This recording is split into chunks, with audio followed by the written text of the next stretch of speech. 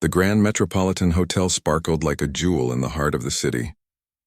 Crystal chandeliers cast dancing lights across marble floors, and the sound of clinking champagne glasses filled the air. Tonight was the annual charity gala, where the city's richest people came together to show off their wealth while pretending to care about helping others. Margaret stood in the corner of the grand ballroom, trying her best to become invisible. At 12 years old, she felt completely out of place among all these fancy people in their expensive clothes and glittering jewelry.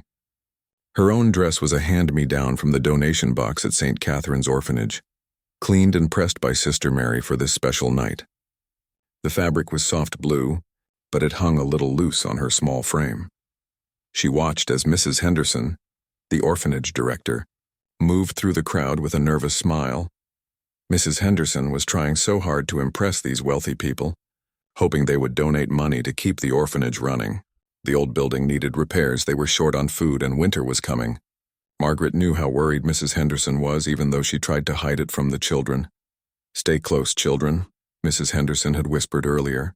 "Remember to smile and be polite. These people might help us." There were 5 kids from the orphanage at the gala tonight, all dressed in their best donated clothes, all hoping to make a good impression. Margaret's fingers moved nervously as if she was playing an invisible piano. Music was her escape, her comfort. Even when everything else felt scary or uncertain, she could lose herself in the sound of the keys. At the orphanage, she spent hours every day at the old upright piano in the recreation room. The instrument was missing some keys and hadn't been tuned in years, but it was all they had. Mr. Rodriguez, their volunteer music teacher, came twice a week to give lessons. He was a kind man who worked at the music store downtown and believed every child deserved to learn music, no matter how poor they were. He had been amazed by Margaret's natural talent and worked with her on pieces that were far beyond what most kids her age could play. But tonight, surrounded by all this wealth and luxury, Margaret felt small and unimportant. She watched the rich ladies in their sparkling gowns and wondered what it would be like to live in a world where you never had to worry about having enough food or whether your home would still be there tomorrow. Across the room, Richard Blackstone held court with a group of businessmen and socialites. At 58, he was one of the wealthiest men in the country, having built a technology empire from nothing.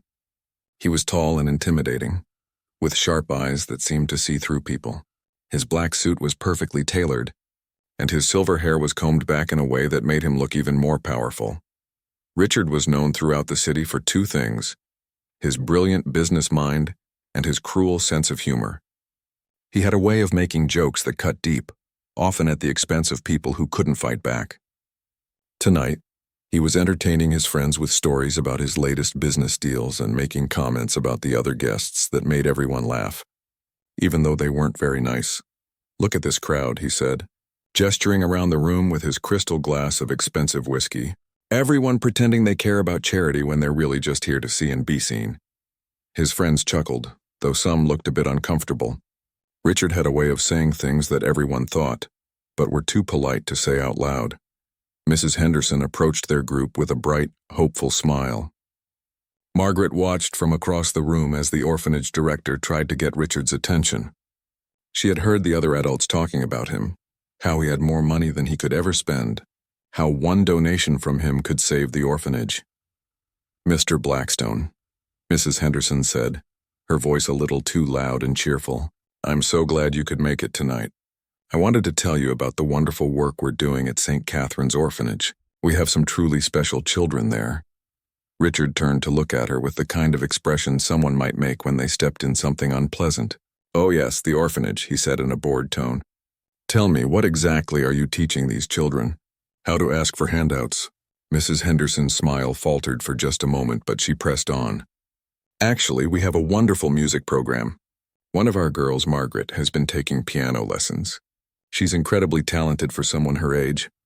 Margaret felt her cheeks burn as she realized they were talking about her. She wanted to disappear, to run out of the ballroom and never come back, but her feet felt frozen to the marble floor.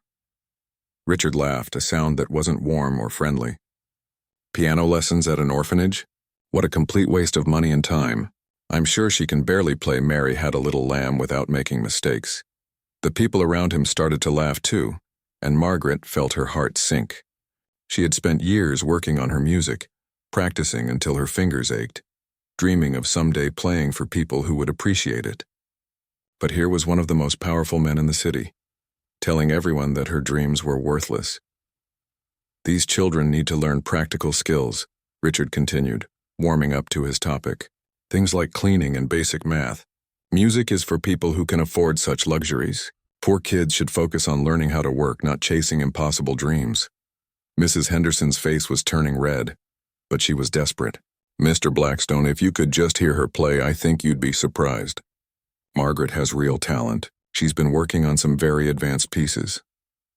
Richard set down his glass and looked directly at Mrs. Henderson with a smirk that made Margaret's stomach twist. Advanced pieces, really? You know what? I'll make you a deal that everyone here can witness. The conversation around them started to quiet down as people sensed drama brewing. Richard's voice got louder, making sure everyone nearby could hear him clearly. If this little orphan girl can actually play piano, I mean really play it, not just bang on the keys like most children do, then I'll adopt her myself. He spread his arms wide as if announcing something grand. How's that for putting my money where my mouth is? The group around him burst into laughter. They all knew Richard's reputation. He had never been married, never had children, and had often said that kids were nothing but expensive distractions. The idea of him adopting anyone, especially a poor orphan, was hilarious to them. "Richard, you're terrible," laughed one of the ladies, fanning herself with her jeweled hand. "Can you imagine? You with a child? Your penthouse would be turned upside down in a day. The girl would probably be terrified of him," added another man, taking a sip of his champagne. "Richard barely knows how to talk to adults without insulting them, let alone a child." Margaret felt tears starting to sting her eyes, but she blinked them back. She had learned long ago not to cry in public. Crying just made people either feel sorry for you or think you were weak, and she didn't want either of those things. But the way they were all laughing, the way they were talking about her like she was some kind of joke, made her feel smaller than she ever had before. Mrs. Henderson looked around the group, seeing an opportunity. "Well, if you're serious about that offer, Mr. Blackstone, Margaret is here tonight. She could play something for you right now." The laughter died down a little as people realized this might actually happen. Richard looked surprised for a moment, as if he hadn't expected anyone to take him up on his cruel joke. But his pride wouldn't let him back down now, especially not in front of all these people. "Fine," he said, straightening his tie. "Bring the girl over. Let's see what all this fuss is about. But when she embarrasses herself and you, don't expect any sympathy from me." Margaret watched in horror as Mrs. Henderson walked toward her with a determined expression. The orphanage director's eyes were bright with hope and desperation. Margaret knew that Mrs. Henderson truly believed this could be their chance. Their one opportunity to save the orphanage and maybe even change Margaret's life forever. "Margaret, dear," Mrs. Henderson said when she reached her, speaking in a low, urgent voice. "I know this is scary, but there's a beautiful piano here and Mr. Blackstone has just made an incredible offer. He wants to hear you play." Margaret's mouth felt dry. "What kind of offer?" she whispered, though she had a feeling she already knew. Mrs. Henderson glanced back at the group of wealthy people, who were all watching them now like they were some kind of entertainment. He said if you can really play piano, he'll adopt you. Margaret, this could be your chance for a real family, a real home." Margaret looked across the room at Richard Blackstone. Even from a distance, she could see the smug expression on his face, the way he was already enjoying what he thought would be her failure. She could hear the laughter and whispers from his friends, all of them waiting to see the poor orphan girl make a fool of herself. But Margaret also thought about the old piano at the orphanage, about all those hours of practice, about Mr. Rodriguez telling her she had a gift that shouldn't be wasted. She thought about the music that lived inside her, the pieces that made her feel connected to something bigger than herself. Maybe it was time to show these people what she could really do. Margaret took a deep breath and nodded. "Okay, Mrs. Henderson, I'll play for them." As they walked back toward the group, Margaret could feel the crowd in the ballroom began to gather around the magnificent grand piano that sat like a black jewel in the center of the room. Margaret had never seen anything so beautiful. The Steinway piano gleamed under the crystal chandeliers, its polished surface reflecting the lights like a mirror. This instrument was worth more money than the orphanage spent in an entire year. Margaret's hands trembled slightly as she approached the piano bench. She could hear whispers following her across the marble floor. Some people were pulling out their phones, already recording what they expected to be an entertaining disaster. Others were making bets about how quickly the poor girl would break down in tears. "This should be good," she heard someone mutter behind her. "Poor kid doesn't know what she's gotten herself into." Richard Blackstone positioned himself where everyone could see him, his arms crossed and a satisfied smirk on his face. He was already imagining how he would describe this moment to his friends later. The orphan girl's humiliation, Mrs. Henderson's embarrassment, and his own clever escape from a ridiculous promise no one expected him to keep anyway. "Well," he called out loudly, making sure his voice carried across the room. "We're all waiting. Let's see these amazing piano skills we've heard so much about." Margaret sat down on the piano bench and immediately noticed how different it felt from the old, wobbly stool at the orphanage. This bench was the perfect height, with soft cushioning that adjusted to her small frame. She placed her feet on the pedals and realized they were too far away. Her legs weren't long enough yet. But that was okay. The piece she had chosen didn't require much pedal work. She looked out at the sea of faces watching her.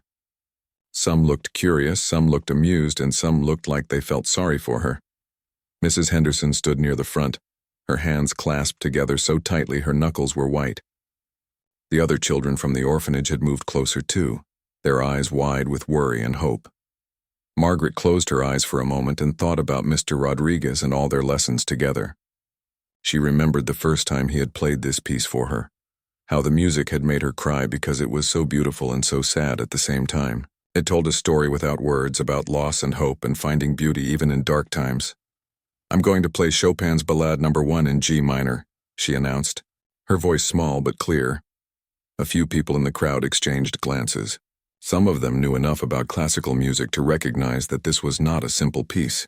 It was one of the most challenging compositions in the piano repertoire, something that even professional pianists found difficult to master.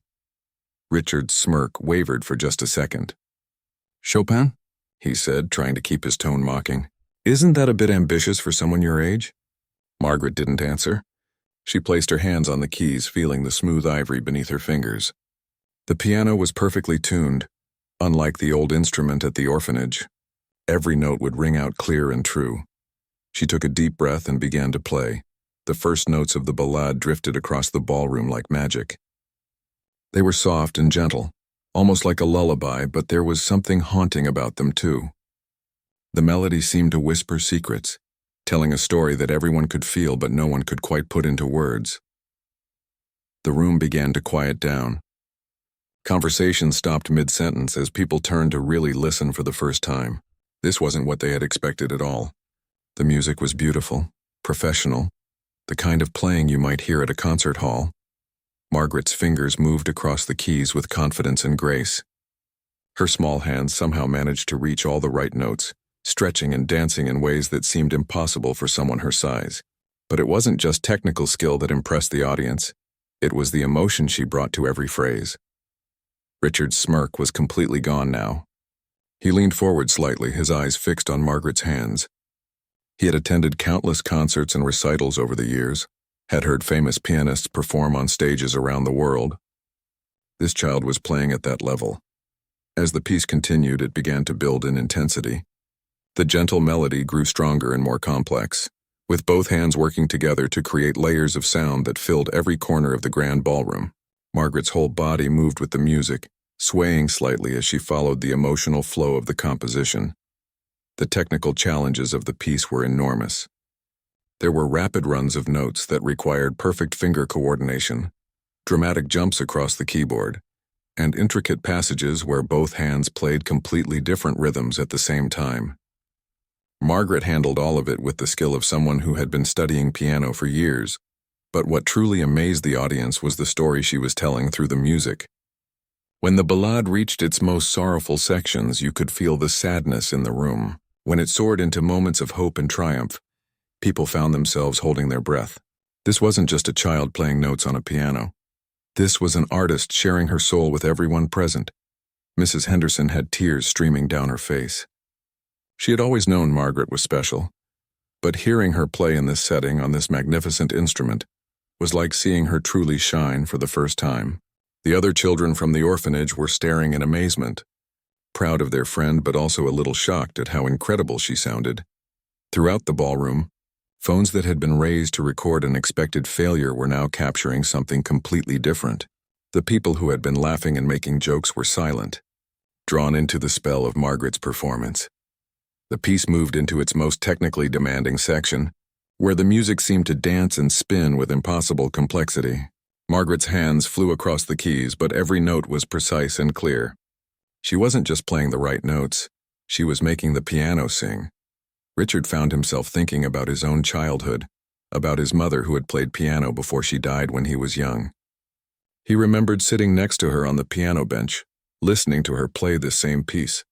The memory hit him like a physical blow, bringing back emotions he had buried for decades. As the ballade reached its climax, the music seemed to fill the entire hotel. Even people in other parts of the building stopped what they were doing to listen.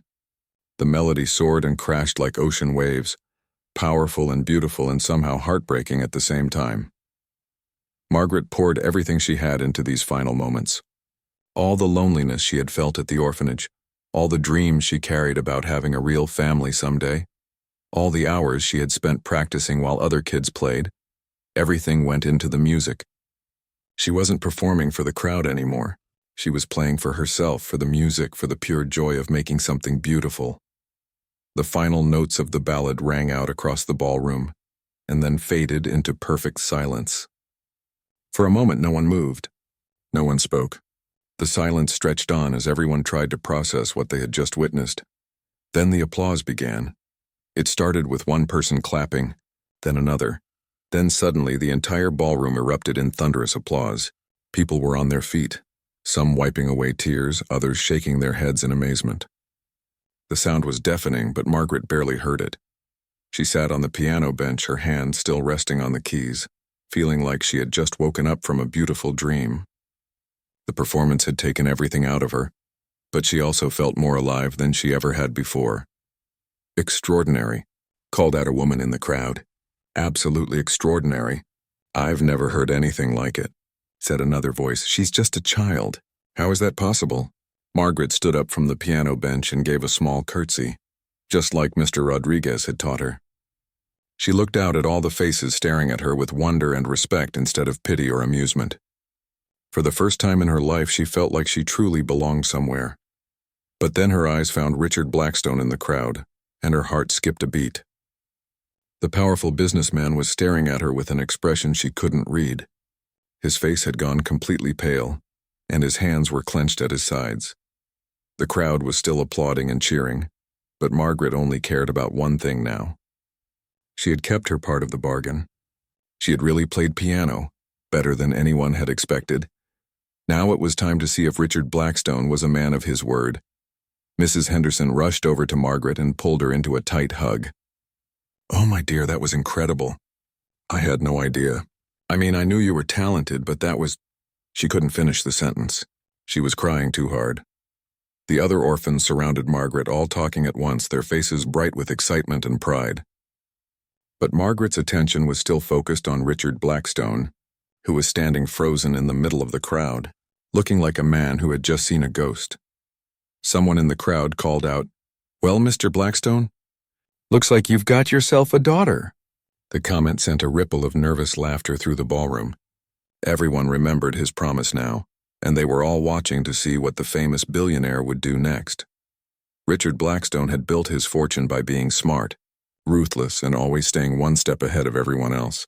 But tonight, a 12-year-old orphan girl had just turned his entire world upside down. Richard Blackstone stood in his penthouse office 3 days after the gala, staring out at the city skyline while his phone rang non-stop.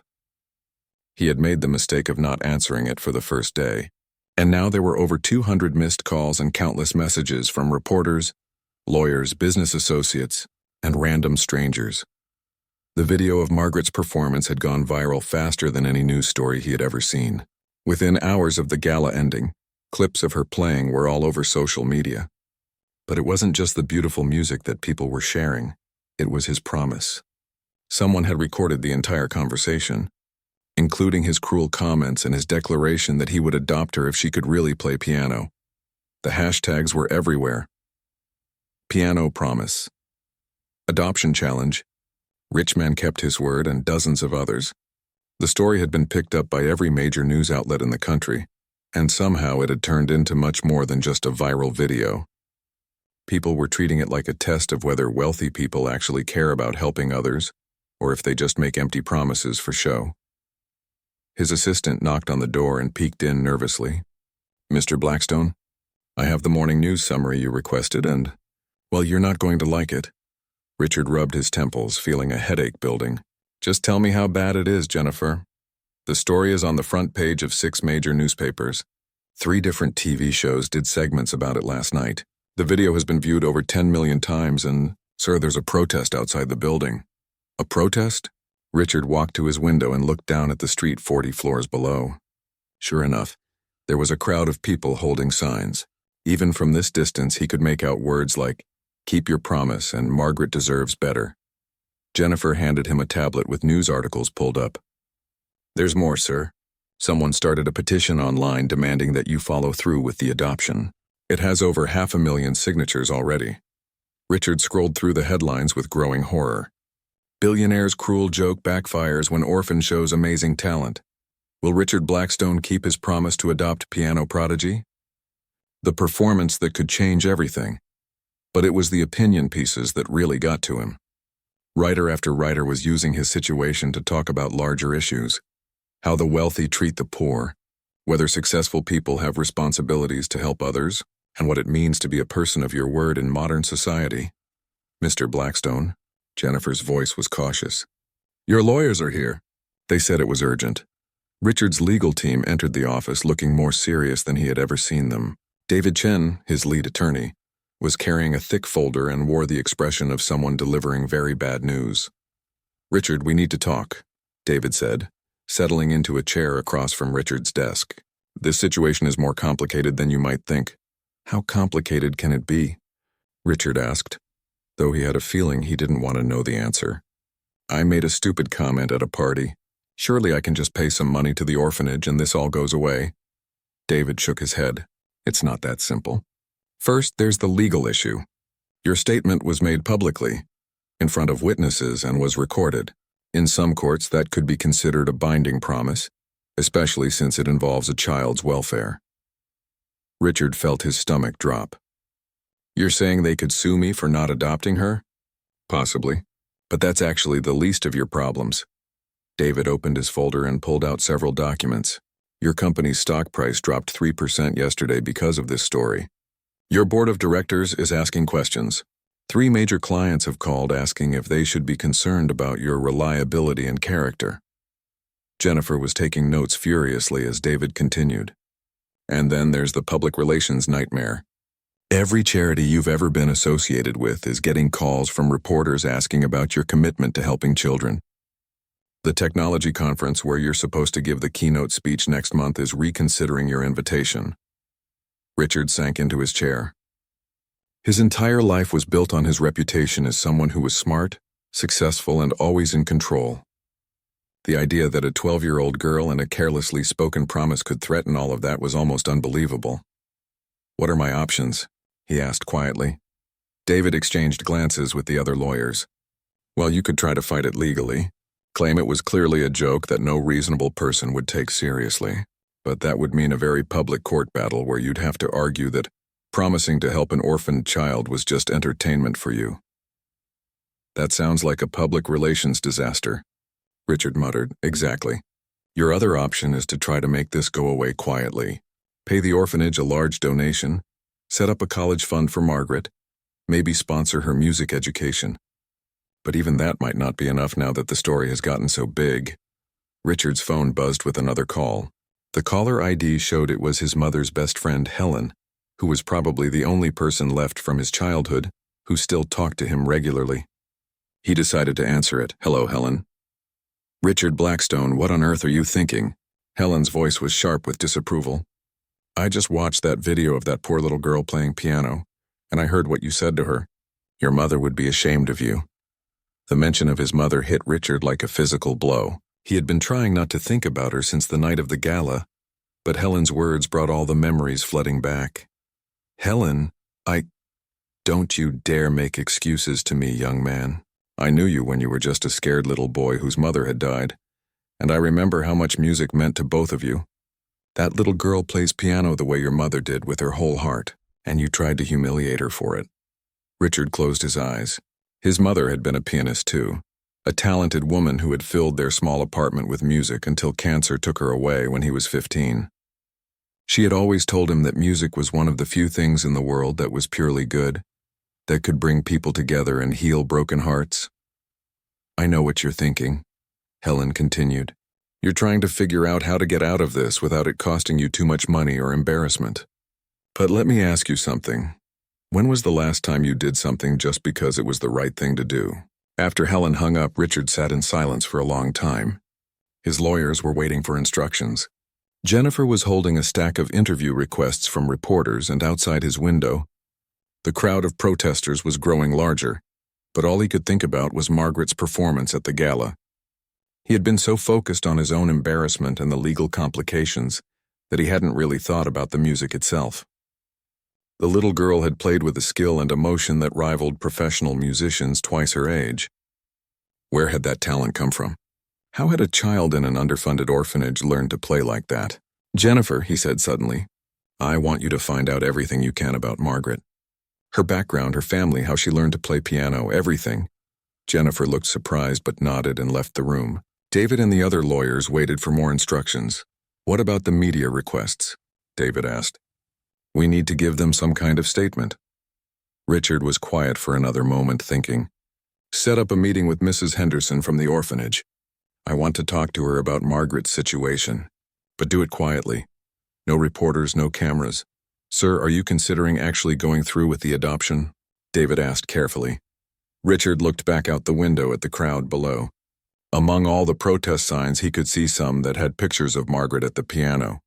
She looked so small and brave in those photos, facing down a room full of adults who had expected her to fail. I don't know yet, he admitted, but I think I need to understand what I'm really dealing with here before I make any decisions. That evening, Richard found himself doing something he hadn't done in years. He went online and started reading the comments people were leaving about the story. Most of them were about Margaret, praising her talent and expressing hope that she would get the family she deserved. But others were about him and they weren't kind. This is what's wrong with rich people. They think poor kids are just entertainment. He has more money than he could spend in 10 lifetimes and he can't help one little girl. That child is more talented than most people will ever be. And he acted like she was worthless. Reading comment after comment, Richard began to see himself through other people's eyes. He had always thought of his sharp humor and cynical comments as signs of intelligence and sophistication. But now he was seeing how his words had hurt a child who had done nothing wrong except be born into difficult circumstances. The next morning, Jennifer brought him a thick file about Margaret's background. Richard read through it slowly, and with each page he felt worse about his behavior at the gala. Margaret's parents had both been professional musicians who died in a car accident when she was 8 years old. Before that tragedy, she had been taking piano lessons since she was 4 and was already showing exceptional talent. The reports from her teachers described her as a once-in-a-generation prodigy with the potential to become a world-class pianist. 2 months later, Margaret stood in the doorway of what Richard had told her was her room in his penthouse apartment. The space was bigger than the entire bedroom she had shared with 3 other girls at the orphanage. Floor-to-ceiling windows looked out over the city, and everything was decorated in soft blues and whites that made the room feel like something from a fairy tale. But despite all the luxury around her, Margaret felt more nervous and out of place than she had on the night of the gala. At least then she had known what was expected of her: play piano, try not to embarrass Mrs. Henderson, and hope for the best. Now she was supposed to live here, in this beautiful but intimidating space, with a man she barely knew who had promised to be her father. The adoption process had moved surprisingly quickly, once Richard made up his mind to go through with it. His lawyers had expedited everything, social workers had done their investigations, and suddenly Margaret found herself packing the few belongings she owned into a single suitcase.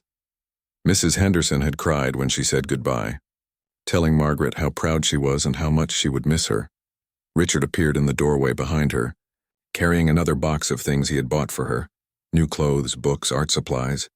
He had asked Mrs. Henderson what 12-year-old girls liked, but he still felt like he was guessing most of the time. "Do you like the room?"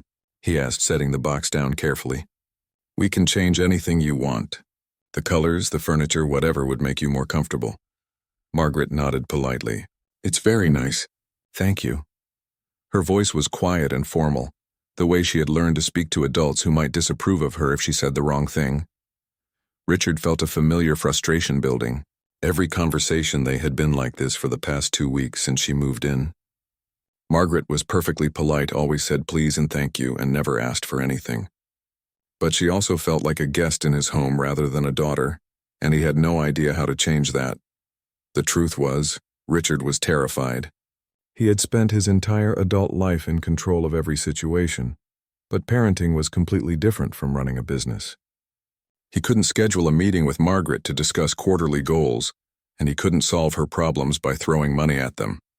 She needed something from him that he wasn't sure he knew how to give. "Are you hungry?" he asked.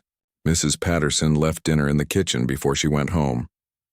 Mrs. Patterson was the housekeeper he had hired to help with cooking and cleaning, since he had lived on takeout and restaurant meals for years. "I'm okay," Margaret said, still standing awkwardly in the middle of the room. "I don't want to be any trouble." "You're not trouble," Richard said quickly. But even as he said it, he realized how little conviction his voice carried. The truth was, having Margaret there had turned his quiet, organized life completely upside down. His morning routine was different. He had to think about school schedules and bedtimes, and his penthouse felt strange with another person living in it. They ate dinner together at his dining room table, the same table where he usually worked on his laptop while eating. The meal was awkward and quiet, with both of them struggling to find things to talk about. Richard asked about her day at her new private school, and Margaret gave short, polite answers that told him nothing about how she was really feeling. After dinner, Margaret helped clear the dishes and then asked if she could practice piano. Richard had arranged for a beautiful baby grand piano to be delivered and placed in the living room, thinking it would make her feel more at home. But watching her sit down at the bench and begin to play, he realized it might be the only time she seemed truly comfortable in his penthouse. Richard sat in his favorite chair, supposedly reading business reports on his tablet, but really listening to Margaret play. Tonight she was working through a piece by Bach, her fingers moving with the same incredible skill he had witnessed at the gala. But there was something different about her playing now. It was technically perfect, but it felt careful and restrained, like she was holding something back. At the orphanage, according to Mrs. Henderson, Margaret had been known for playing with such emotion that other children would stop whatever they were doing just to listen. But here in his luxurious apartment, her music sounded beautiful but somehow smaller, as if she was afraid to let herself feel too much. After she finished practicing, Margaret said goodnight and went to her room. Richard heard her moving around for a while, getting ready for bed, and then the apartment became completely quiet.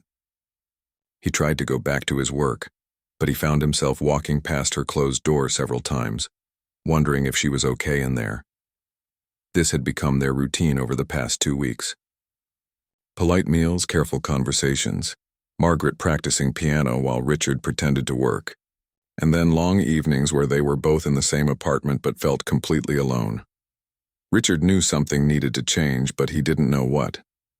He had never learned how to connect with people on an emotional level. His success in business came from being analytical and strategic, but those skills seemed useless when it came to helping a grieving child feel at home. 3 nights later, everything changed. Richard woke up at 2 in the morning to the sound of music drifting through his apartment. At first he thought he was dreaming, but as he became more alert, he realized someone was playing the piano. He got out of bed and walked quietly toward the living room, wondering if Margaret was having trouble sleeping. What he found there stopped him in his tracks. Margaret was sitting at the piano in her pajamas, playing a piece he didn't recognize. But this wasn't the careful, restrained playing he had heard from her since she moved in. This was the same raw, emotional music that had captivated everyone at the gala. Her whole body was swaying with the melody, and even in the dim light from the city outside, he could see tears streaming down her face. The music was heartbreaking and beautiful at the same time. It spoke of loss and loneliness, of missing people who would never come back, of trying to be brave when everything felt scary and uncertain. Richard realized that Margaret was pouring all the feelings she had been keeping inside into her playing. All the grief for her parents, all the fear about her new life, all the confusion about whether she really belonged here. He stood in the shadows and listened, afraid to move and break the spell. This was Margaret's real voice, the one she had been hiding behind politeness and careful behavior. Through her music, she was finally telling him how she really felt. When the piece ended, Margaret sat silently at the piano for a long moment, her hands resting on the keys. Then she spoke without turning around. "I know you're there," she said quietly. "I'm sorry if I woke you up. I couldn't sleep." Richard stepped out of the shadows and walked slowly toward the piano. "Don't apologize." That was incredible. What was that piece? I don't think I've heard it before." "I wrote it," Margaret said, still not looking at him. "Mr. Rodriguez taught me how to compose music, not just play other people's pieces. This one is about my parents." Richard felt something shift inside his chest. "You wrote that?" "Margaret, that was one of the most beautiful things I've ever heard." For the first time since she had moved in, Margaret turned to look directly at him. Her eyes were red from crying, but there was something different in her expression. Less guarded, more real. "Do you really think so? Or are you just being nice because you're supposed to take care of me now?" The question hit Richard like a punch. He sat down on the couch near the piano and looked at her seriously. "Margaret, I'm not very good at being nice just to make people feel better. If I say your music is beautiful, it's because it really is. You have a gift that most people can only dream of having." Margaret was quiet for a moment, studying his face as if trying to decide whether to believe him. "Sometimes I feel like I'm living in someone else's life," she said finally. "Like I'm just pretending to belong here until you realize you made a mistake and send me back to the orphanage." Richard felt his heart break a little. He had been so focused on his own discomfort and uncertainty that he hadn't really thought about how scary this must be for her. She had already lost everyone she loved, and now she was supposed to trust that a stranger would become her family. "Margaret," he said carefully, "I need to tell you something, and I want you to really hear me. You're not going back to the orphanage, ever. This is your home now, and I'm not going to change my mind about that. I know I don't know how to be a good father yet, but I'm going to figure it out." "You don't have to be my father," Margaret said quickly. "I know you only adopted me because of what happened at the gala. You can just take care of me until I'm old enough to live on my own. I won't be any trouble." Richard stood up and walked over to the piano bench. "Can I sit with you for a minute?" Margaret scooted over to make room, and Richard sat down beside her. It was the closest they had been since she moved in, and he could see how small and young she really was, despite all her talent and maturity. "Margaret, I want to tell you about my mother," he said. "She died when I was 15. And she used to play piano just like you do. Not as well as you. You're much more talented than she was, but with the same kind of feeling like the music came from somewhere deep inside her." 1 year later, Margaret stood backstage at the Metropolitan Concert Hall, adjusting the skirt of her elegant black dress. Through the heavy curtains, she could hear the murmur of 800 people taking their seats in the historic auditorium. Tonight was the biggest performance of her life. She would be playing as a featured soloist with the Metropolitan Orchestra, something that usually only happened to adult professionals with decades of experience. But Margaret wasn't nervous about the music. Over the past year, she had grown in confidence and skill under the guidance of the city's finest piano teachers. Richard had spared no expense in her musical education, arranging lessons with masters who usually only taught at the most prestigious conservatories. More importantly, she had learned to trust her own talent and to play with the same emotional honesty that had captivated everyone at the charity gala. What made her nervous was knowing that this concert was being broadcast live on television and streamed online. People all around the world would be watching, including many who remembered the viral video of her first encounter with Richard. Tonight's performance would show everyone how much her life had changed since that night. Richard stood beside her, looking more nervous than she felt. He was wearing his best tuxedo and kept adjusting his bow tie. A habit Margaret had learned meant he was worried about something. Over the past year, she had become an expert at reading his moods and expressions, the same way he had learned to understand when she needed space to practice or when she was missing her parents. "You look beautiful," "Sweetheart," he said, using the nickname that had developed naturally between them over the months. At first, formal names like Margaret and Mr. Blackstone had felt safer for both of them. But gradually, as they became more comfortable with each other, Sweetheart and Dad had started to feel right. "Thanks, Dad." Margaret smiled up at him, still amazed sometimes by how much their relationship had changed. The awkward, polite strangers who had shared quiet dinners in his penthouse had slowly transformed into a real family. It hadn't been easy. There had been arguments, misunderstandings, and moments when both of them wondered if they were making a mistake. But they had worked through all of it together. The concert hall manager appeared beside them with a clipboard and a headset. "5 minutes until your entrance, Margaret. The orchestra is ready when you are." Margaret nodded and looked out through a gap in the curtains at the audience. The front rows were filled with music critics, conservatory professors, and professional musicians who had come to see if the piano prodigy everyone had been talking about was really as talented as the rumors suggested. Further back, she could see Mrs. Henderson and several of the children from St. Catherine's Orphanage, all dressed in their finest clothes and beaming with excitement. But in the very front row, in the seats reserved for family, sat Richard and 3 other people who had become incredibly important to Margaret over the past year. There was Mr. Rodriguez, her first piano teacher, who had tears in his eyes as he watched his former student prepare for her debut with a major orchestra. Next to him sat Helen, Richard's mother's friend, who had become like a grandmother to Margaret and who never missed one of her performances. And beside Helen was Dr. Patricia Williams, the child psychologist who had helped both Richard and Margaret navigate the challenges of becoming a family. Dr. Williams had taught them how to talk about difficult feelings, how to handle the grief that Margaret still carried for her parents, and how to build trust between 2 people who had both been hurt by loss. The biggest change, though, was in Richard himself. The man who had once mocked a child's dreams at a charity gala had transformed into someone Margaret barely recognized. He attended every one of her lessons, not to interfere or pressure her, but simply to understand the thing that mattered most to her. He had learned the names of composers and musical terms, not because he had to, but because he wanted to be able to talk with her about her passion. More importantly, he had learned to open his heart again. The cold, cynical businessman who had built walls around his emotions had gradually become someone who could laugh at silly jokes, cry during sad movies, and tell Margaret he loved her every single day. It hadn't happened overnight. It had taken months of small moments, shared experiences, and the patient work of learning to trust each other. Margaret had changed too. The quiet, careful child who had been afraid to take up too much space had blossomed into a confident young woman who knew her own worth. She still practiced piano for hours every day, but now it was because she loved music, not because she was afraid of disappointing someone. She had made friends at her new school, joined the debate team, and even convinced Richard to let her adopt a cat from the animal shelter. 2 minutes. "Margaret," the stage manager announced.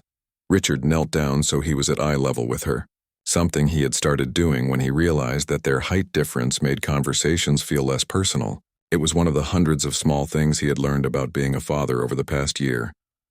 "I need to tell you something before you go out there," he said, his voice serious but warm.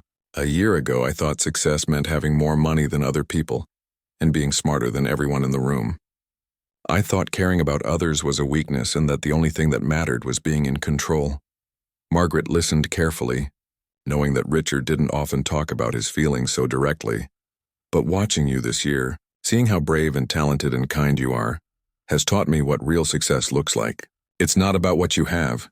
It's about who you become and how you treat the people around you. You've made me a better person, Margaret. You've taught me how to be proud of someone else's achievements instead of just my own." Margaret felt tears starting in her eyes, but she blinked them back. She had learned that trick from watching professional performers, how to feel emotions deeply without letting them interfere with what you needed to do. "You taught me things too, Dad," she said softly. "You taught me that it's okay to dream big and that having someone believe in you can make anything possible. And you taught me that families don't have to look like everyone else's to be real." The stage manager appeared again. "It's time, Margaret." Richard stood up and gave her a gentle hug, careful not to wrinkle her dress. "Go show them what we already know, that you're extraordinary. I'll be watching from the front row and I'll be the proudest father in that entire auditorium." Margaret walked toward the stage entrance, her heart beating fast but her mind clear and focused. As she stepped into the bright lights and heard the applause of the audience, she thought about the journey that had brought her to this moment. A year ago, she had been an unknown orphan playing on a broken-down piano. Tonight, she was about to perform with one of the world's most respected orchestras. But the most important change wasn't in her circumstances. It was in her heart. She had a family now, someone who loved her unconditionally and who would be there for her no matter what happened. That knowledge gave her a confidence and joy that showed in every note she played. The conductor raised his baton, and Margaret placed her hands on the keys of the beautiful concert grand piano. Tonight, she would be playing the same Chopin ballade that had started everything at the charity gala. But she would also be premiering a new piece, something she had composed herself over the past few months. The new composition was called Finding Home, and it told the story of her journey from loneliness to love, from being an outsider to finding where she belonged. The music moved through themes of loss and hope, of taking chances and discovering that sometimes the most unexpected things can change your life completely. As the orchestra began the introduction and Margaret prepared for her entrance, she looked out at the audience and saw Richard in the front row. He was watching her with an expression of pure pride and love, and when their eyes met, he gave her a small thumbs up, a silly gesture that had become their private signal during her performances. Margaret smiled and began to play. The music flowed from her fingers with all the skill and emotion she had developed over years of practice. But there was something new in her playing tonight. There was the sound of someone who had found her place in the world, who knew she was valued and loved, who could share her gift with others from a place of joy rather than desperation.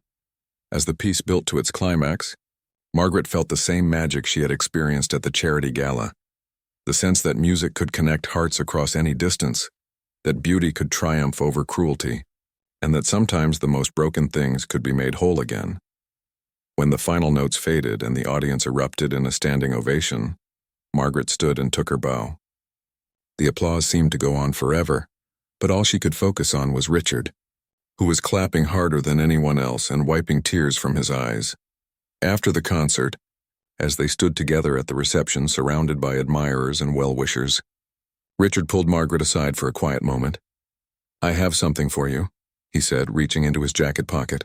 "I was going to wait until we got home, but I think tonight is the perfect time." He handed her a small wrapped box, and when Margaret opened it, she found a delicate gold necklace with a pendant shaped like a piano.